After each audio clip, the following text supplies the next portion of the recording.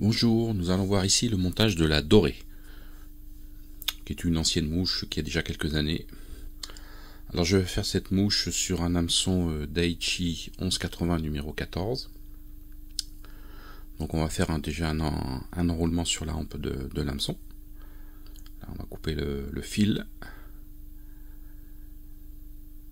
Et on va fixer une queue. Alors pour cette queue, elle est faite avec des fibres de pardot de couleur Flor d'Escoba.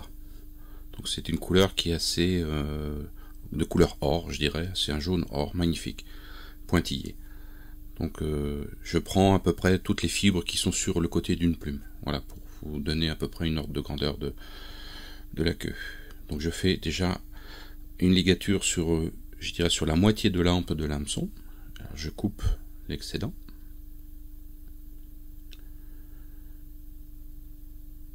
Voilà, donc il faut que ce soit bien régulier. Là, je vais aller me placer juste derrière l'œillet et je vais attacher un deuxième paquet de fibres de pardot, toujours de couleur de Flor d'Escoba. Donc là, je vais tirer un petit peu dessus pour ajuster la longueur. Et je vais ligaturer de façon à rejoindre le paquet qui a servi à faire la queue. Donc on va couper l'excédent, et voilà. Et maintenant vous avez pratiquement un sous-corps du même niveau, parce que les deux paquets de fibres de pardot se sont rejoints. Donc là je mets un tout petit coup d'ongle sur les fibres qui se situent à l'avant, pour déjà commencer à les écarter, un petit peu en éventail. Donc je vérifie bien, alors c'est très important, il faut déjà bien vérifier la longueur de vos fibres de pardot pour que ce soit ni trop long ni trop court. Et il faut aussi les mettre de façon à, je dirais, à aller un demi millimètre, 1 millimètre juste derrière l'œillet. Il ne faut pas trop les mettre trop loin, sinon vous ne pourrez pas relever les fibres. Si vous êtes trop près, vous ne pourrez pas finir la mouche. Donc là, j'attache juste derrière le paquet de fibres de pardot une petite touffe de cul de canard, je dirais, de jaune. C'est un jaune pâle. Donc je fais attention à ce que les fibres de pardot ne soient au moins de la même longueur que les fibres de pardot. Donc je les ligature bien.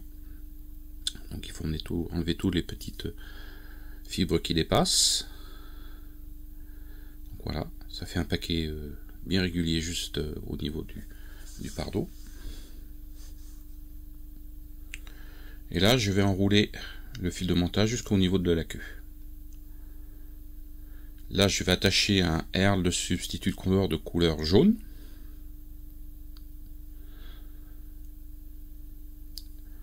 Voilà. Et on va enrouler le herle.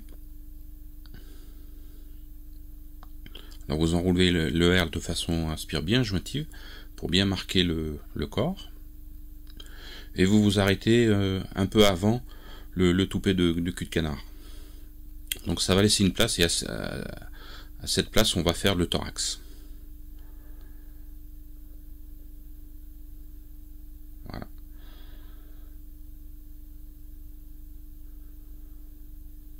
Donc le thorax sera fait avec du dubbing de lièvre de couleur c'est un petit peu marron or, je dirais, un petit peu orangé. Donc là je fais un dubbing loop, je place mon twister de dubbing en attente, et je place une petite mèche de dubbing de lièvre de couleur, je dirais, orange marron cinnamon. Alors je torsade, et j'enroule pour former le thorax.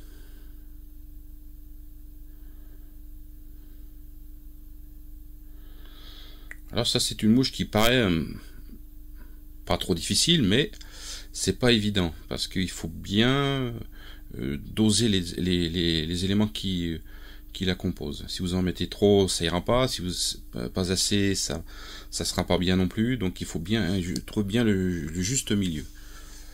Donc là je bloque le dubbing juste devant les fibres de pardot, entre les fibres de pardot et l'œillet. Alors je coupe le dubbing loop qui reste.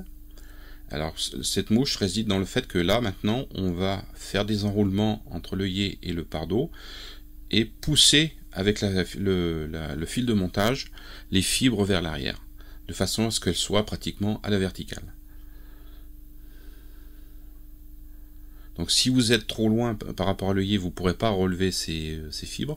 Et si vous êtes trop près, eh ben, vous aurez du mal à faire les enroulements, à faire la tête. Donc là, quand vous arrivez à la bonne disposition, vous mettez un petit coup d'ongle pour répartir les fibres. Et vous finissez votre tête. Donc prenez votre temps pour faire la tête, on a toujours du temps. Et là, moi je finis mes têtes avec une ou deux demi-clés, avec un petit peu de cyanolite. Voilà,